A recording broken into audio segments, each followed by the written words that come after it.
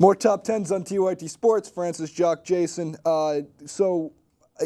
Okay, overpaid athletes. That's the word I was looking for. We constantly talk about either the highest paid athletes, who makes the most money. Mm-hmm. We don't really talk about who's making way too much money.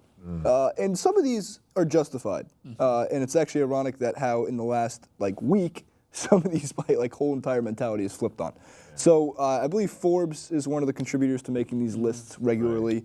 But the most overpaid athletes, at least according to Next Impulse Sports, Alex Rodriguez, $21 million in 2015. Jeremy Lin, $14.9 million. Carmelo Anthony, $22.4. Ryan Howard, $25. That's mind-blowing. Wow. Jay Cutler, $15.5.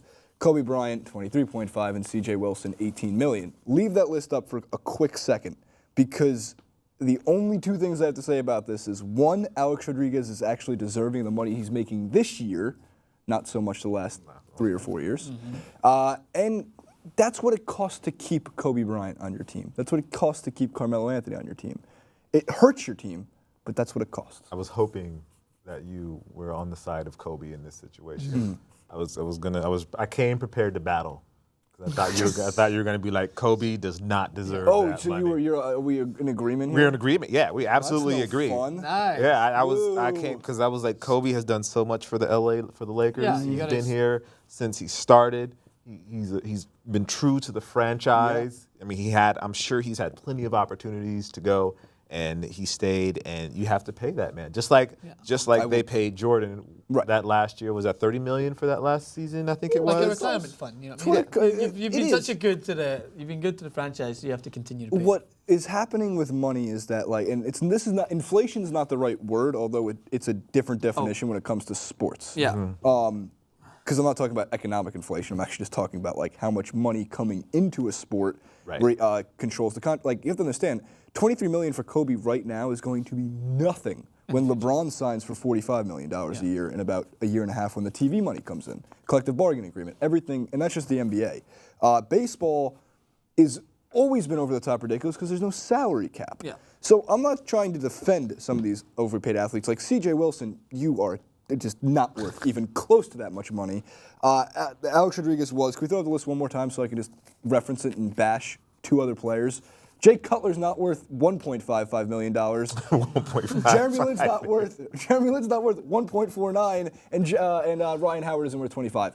But the basketball players specifically, that's what it costs. If you want to keep your shiny sell tickets player, you need to pay them a ton of money, because it's not like if you left the Lakers, you'd still get $24 million a year, $23 million a year. The thing is I agree with you on that. The fact is with how much we pay to, how much the industry makes, it is ridiculous how much money players make. That list is almost laughable when you look at how much Lionel Messi makes. And I think he made $72 million. Yeah, he made $72 million this year. So it is kind of laughable because that's a ridiculous amount of money, right? But Lionel Messi, for his entertainment value, I'm not saying he's worth that amount of money he makes, but the amount of money that football makes is a world sport. Right. That's how much it costs to play with Lionel Messi. So I don't class him as, no way would I ever class him as overpaid, because he delivers for his team. They have to pay to keep him. He's the best player to have ever played any sport. I have told you this many a times, that's my opinion.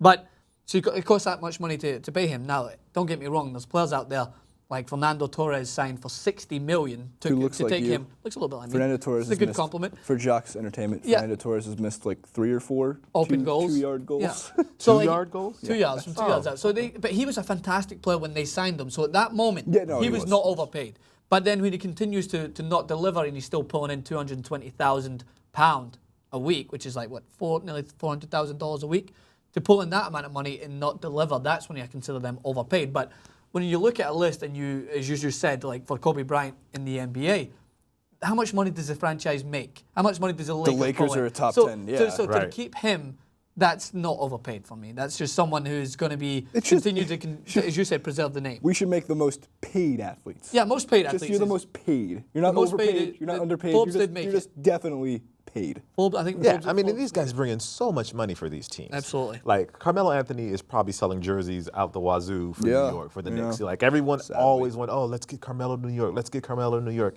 And now he's finally there. Yeah, the Knicks are struggling. They're going through some changes. You know, Chuck, it's really nice how you phrased that for Jason. Name me the second highest selling New York Knicks jersey from 2015 I have no idea.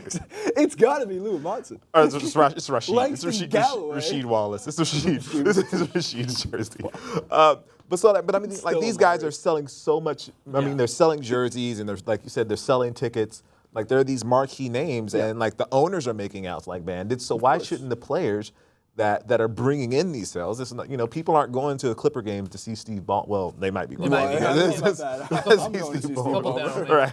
Clipper Darryl. Clipper Darryl. Yeah, Clipper You know what's Darryl. frustrating though, which is I'm literally going to be the mouthpiece for Ben Mankiewicz here, is you see the amount of money that these players make to preserve that name of their franchise and how much money the sport makes, and you just wonder, how are college athletes not paid? Like, how are college athletes that continue to pull in all that money for their franchise, why are they not even paid when we're talking about overpaid athletes? Like, these guys are the reason that the schools continue to make an enormous amount of money. And the reason why our March Madness is the sport that everyone, even coming from outside the US, everyone loves March Madness when you come in. It's just an unbelievable sport. And you think, these guys are making this much money, and college athletes who bring in just as much for their teams probably in their colleges don't get anything. Yeah, it's always been slightly more complicated than just like getting paid. There's always got to be some program put in place. Of course, like a cap. You need your degree to get paid. It's all put in a trust until you graduate or something happens at some X age. Incentive. Because here's the one thing that I always, and not to change the whole entire conversation, but like I don't agree with is you can't just give an 18-year-old millions and millions of dollars to go to college and you don't know what Thad happens. Castle from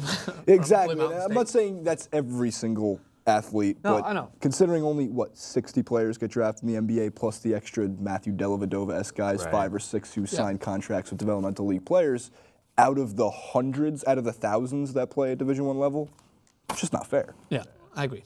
I love that Matthew Dellavedova-like player is a thing now. Yeah, I don't know. Now I'm actually disappointed. Add this to the disappointments clip. Jason disappointed of even throwing Dellavedova into that mold because he had two good what's the games. story behind Dellavedova? He wasn't drafted, right? Undrafted, played at St. Mary's University, from Australia. He's a pesky, Kirk Heinrich-esque Is that not defender the same? I may be out on a limb. who got hot in one game of the NBA Finals. Do you know who's not overpaid? Me. I'm absolutely not overpaid.